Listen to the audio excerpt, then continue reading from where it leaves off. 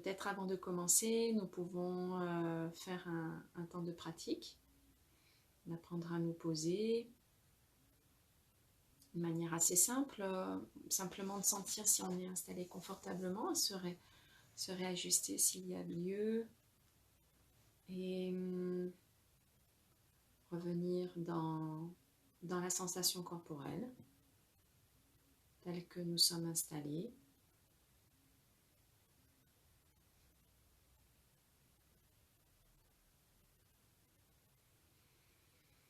On peut prendre une grande respiration profonde qui nous permet de revenir dans la sensation du souffle.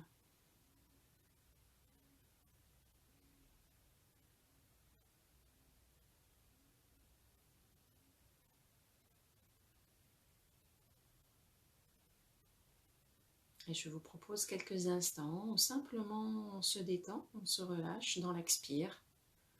On laisse le corps se relâcher.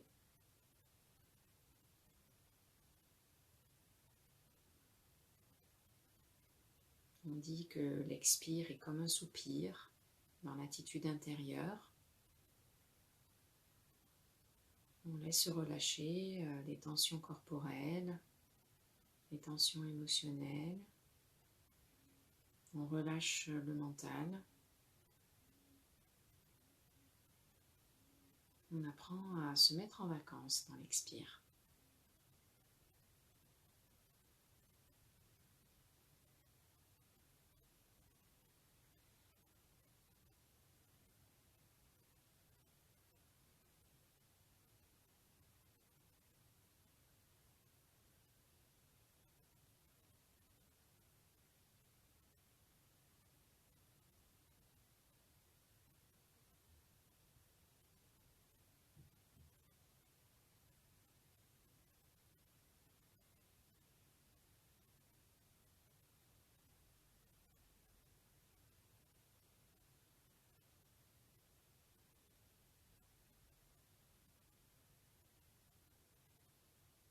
Il y a une qualité à tout relâcher, une qualité de clarté, lucidité, qui émerge de ce relâchement.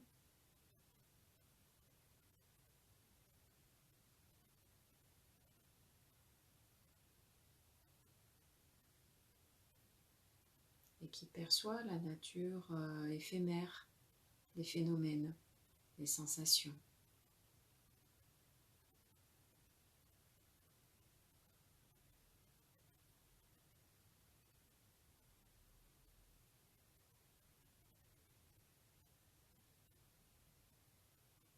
Il y a peut-être un son qui nous parvient et qui s'arrête dans l'instant.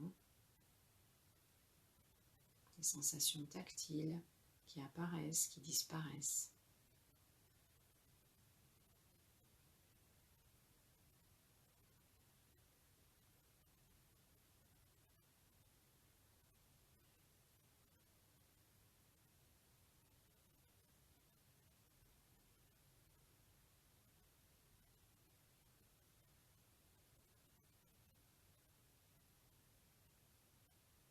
Et c'est ainsi pour toutes les sensations.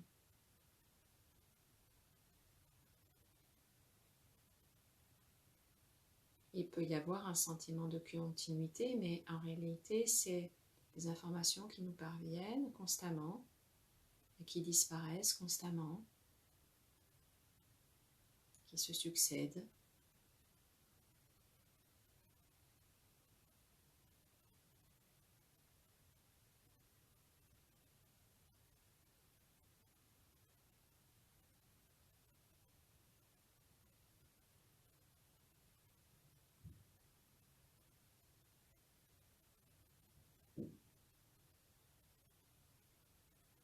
Ici, on apprend à ne pas s'agripper à la sensation de continuité.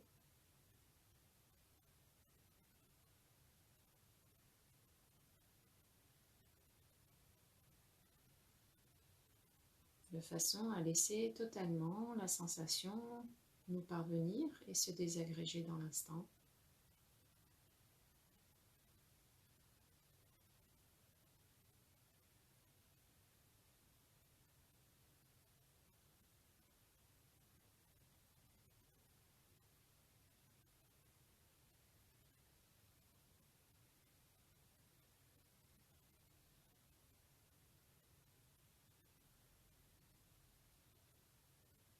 C'est ici que l'on fait l'expérience de manière plus directe de ce qui naît et ce qui meurt. Dans chaque instant, il y a des phénomènes qui apparaissent et qui disparaissent.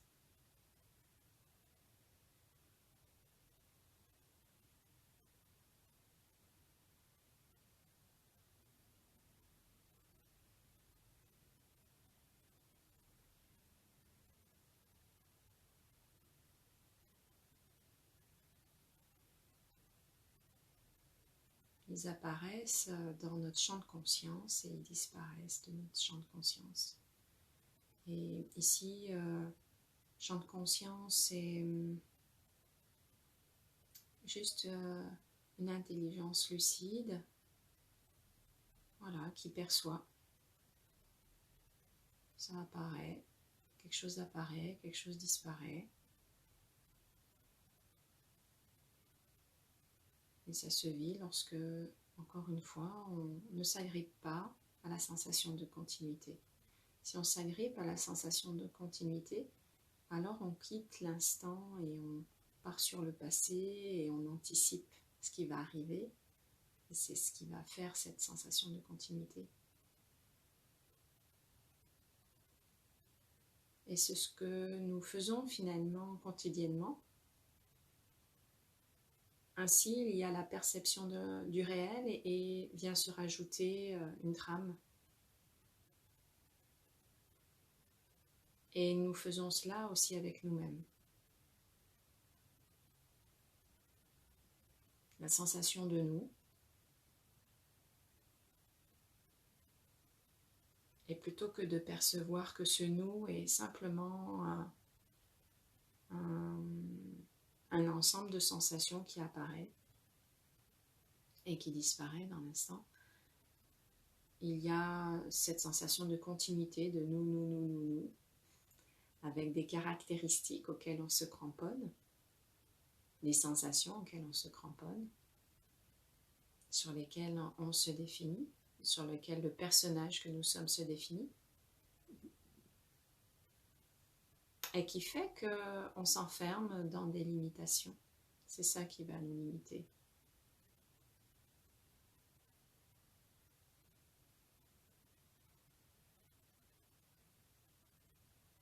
L'exemple que je prends souvent, c'est quelqu'un de colérique et qui donc se dirait colérique, qui se définirait comme cela, va se cramponner à la sensation de la continuité de la colère, par exemple. La sensation, ça c'est moi. Sensation de colère égale moi. Va avoir tendance à focaliser, à n'observer que ça, ne pas observer autre chose. Alors qu'il y a plein d'autres sensations qui apparaissent. Mais du temps que je me raccroche et que je me raconte la colère alors qu'elle n'y est plus, ça comble les moments où elle n'est pas là et ça donne voilà, ce sentiment-là de continuité. Et ça nous enferme, c'est-à-dire qu'on n'est pas forcément bien dans cette définition de petit personnage en colère. Peut-être que c'est utile dans certaines situations, mais il y a un moment où on en touche un peu la limite. Ce n'est pas un comportement adapté dans toutes les situations. Et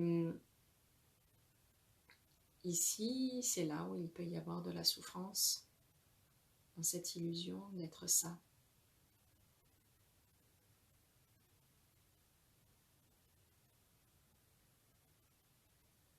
Donc il s'agit dans la pratique de méditation de laisser mourir nos illusions. La véritable mort, elle est là.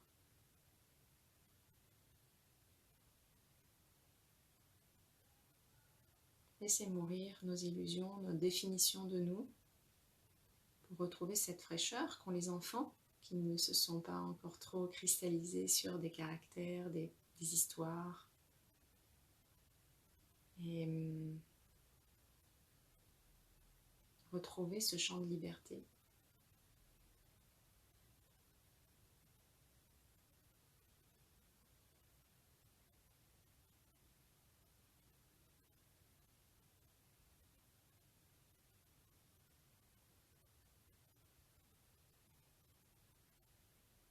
Ça meurt à chaque instant. et saner à chaque instant.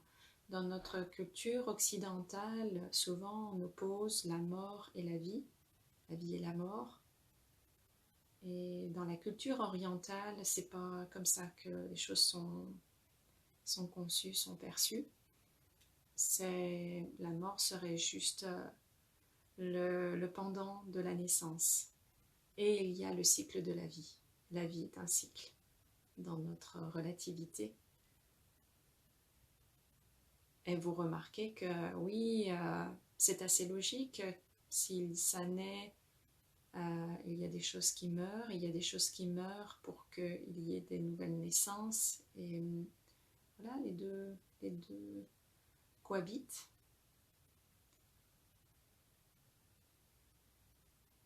Et la vie est belle de cette multitude d'expériences possibles.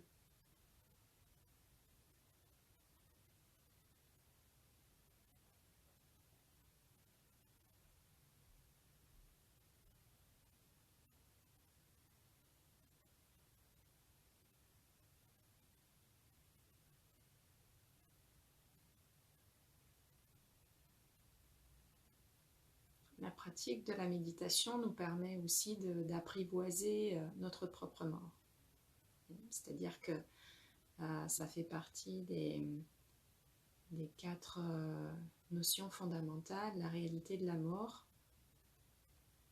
Entendu que dans notre quotidien, on aurait plutôt tendance à faire des plans sur la comète, comme on dit, et oublier qu'à tout moment, on peut disparaître, à tout moment, notre vie peut s'arrêter.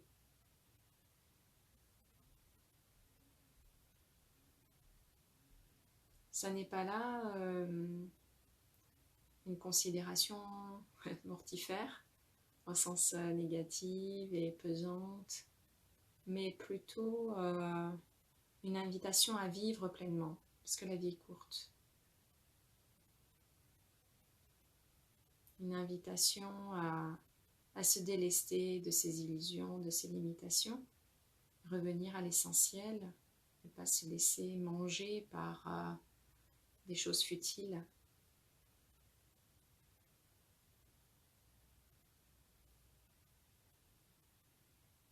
Et l'essentiel, c'est d'être heureux, de partager avec les autres. Ça nous ramène aussi à des valeurs humaines fondamentales.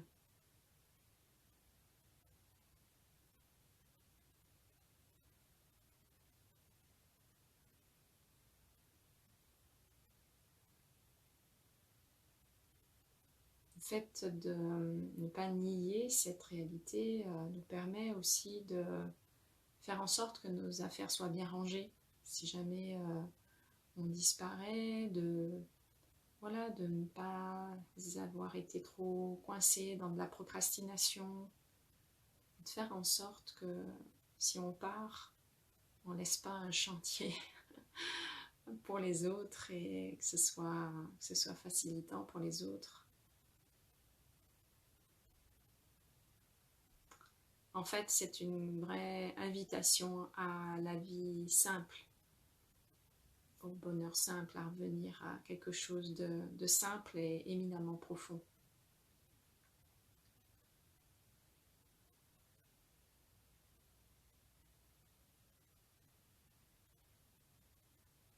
Ça peut nous donner du courage, de la force à aller à l'essentiel.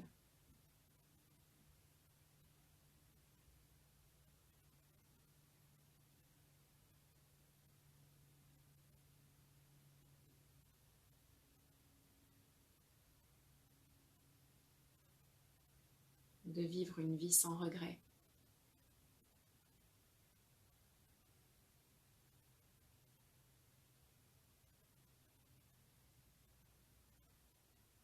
Il ne s'agit pas pour autant de partir dans un autre extrême qui serait de s'en foutre de tout et du coup de faire à peu près n'importe quoi. Cela n'est pas là une attitude de santé, ni une attitude harmonieuse, ni une attitude de bonheur, et de bien considérer cela.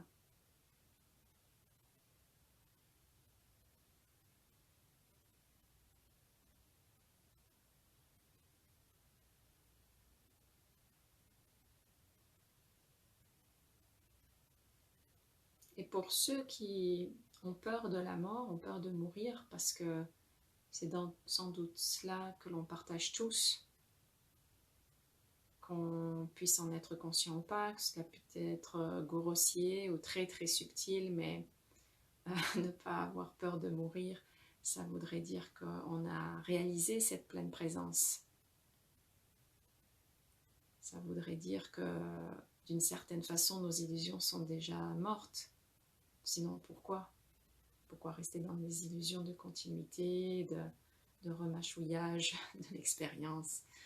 Donc, il y a bien là quelque chose que nous craignons, et ça peut être aussi un réflexe. Et d'appréhender la mort et de considérer que chaque soir, quand on s'endort, ça meurt. Il y a la journée qui se meurt et le petit personnage qui s'en va complètement. Et souvent, on peut prendre ce parallèle, en fait.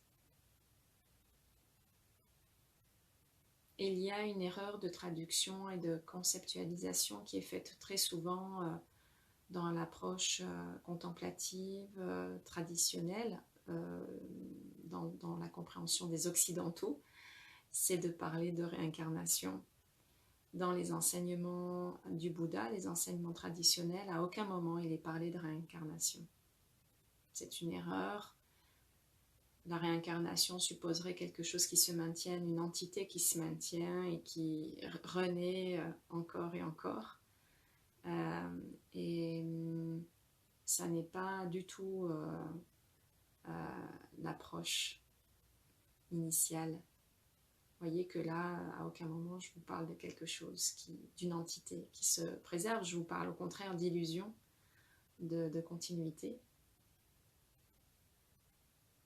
Et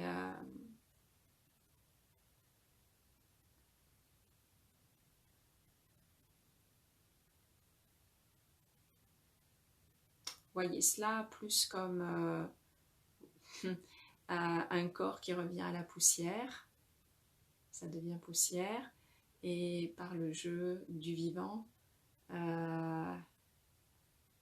nous sommes issus de la terre aussi, au niveau du corps. Le corps est issu de la terre. Et donc, mais le corps qui renaît de la terre par le jeu du vivant n'est pas le même que le corps qui est devenu poussière. Ça n'est pas exactement le même. Il procède du même, mais ça n'est pas le même. Donc ici, dans les états de conscience, c'est un petit peu la même chose. Ça procède du même, mais ça n'est pas le même. Et chaque instant de vie est la même chose. Ça procède du même, mais ça n'est pas le même. C'est-à-dire que ça procède, ça apparaît d'un même fond, qui est un fond simplement de clarté, de lucidité, une intelligence qui s'expérimente. Et en tout cas, ça procède d'une vacuité aussi. Et dans cet espace vide d'où apparaissent les phénomènes, ils apparaissent, ils disparaissent, ils s'agrègent, ils se désagrègent, ils s'agrègent, ils se désagrègent, voilà. Et c'est de cet ordre-là plutôt, pour faire simple.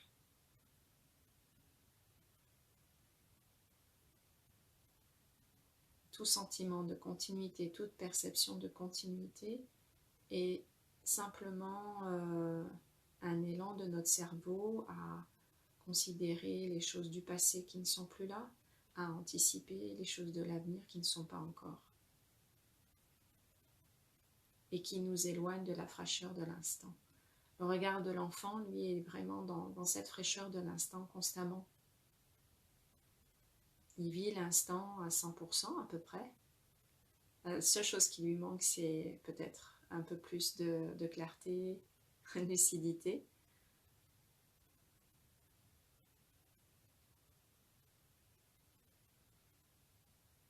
Il ne se reconnaît pas dans ce qu'il perçoit, il ne se reconnaît pas dans cette qualité qui perçoit les choses.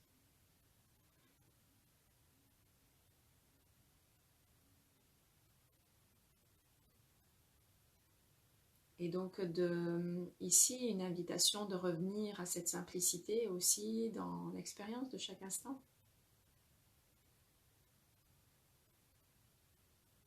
On arrête le tricot, on arrête de tricoter avec les expériences, juste les vivre pour ce qu'elles sont, sans forcément en chercher le sens conceptuellement, parce que chaque fois que l'on fait ça, on se retire de l'expérience. Et comme si l'expérience n'avait pas son intelligence. Au sens, quand vous vivez, je ne sais pas, vous mangez un morceau de chocolat, vous ne vous racontez pas l'histoire, vous êtes en train de manger un chocolat. Vous mangez le chocolat et ça se comprend de manière très directe. Donc ici, c'est la même chose. C'est de vivre les choses de manière très, très directe et sans conceptualisation. Ça n'enlève pas l'intelligibilité de la situation, c'est une intelligibilité non conceptuelle, expérientielle. On laisse mourir les concepts pour vivre à 100%.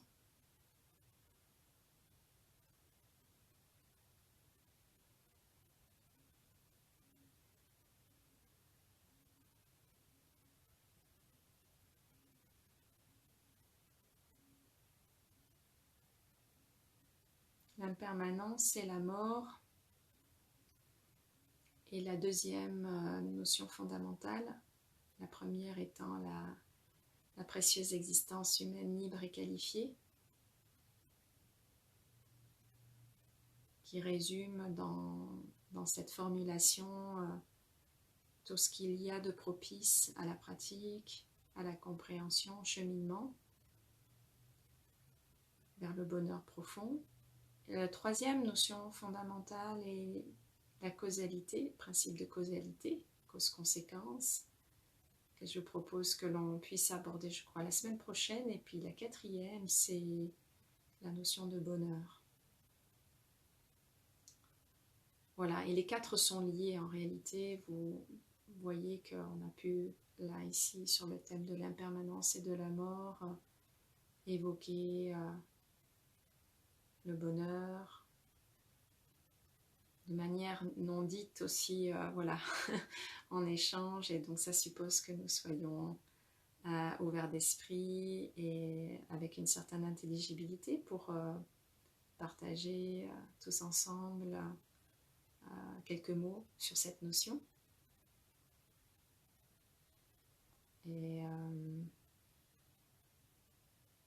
Et sans doute aussi que tout est propice dans ses causes et conséquences. En tout cas, voilà, si vous êtes là en train d'écouter, c'est sans doute pas par hasard. Voilà. Et écoutez, je vous propose que nous fassions à nouveau quelques instants de tranquillité en revenant dans la sensation, dans les sensations qui émergent à chaque instant, et de se laisser tout se détendre, tout se relaxer dans chaque expire.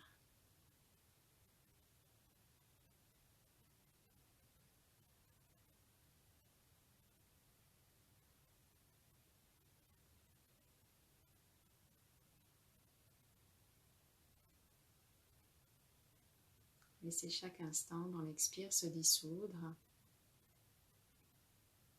Laissez chaque instant apparaître.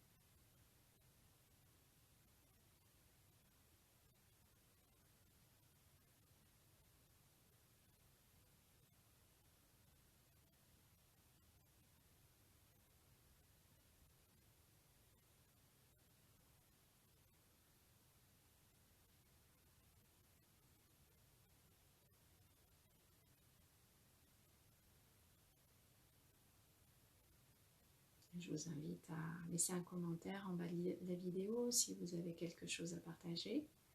Et je vous retrouve mercredi prochain pour un nouveau temps de partage. Passez une bonne journée.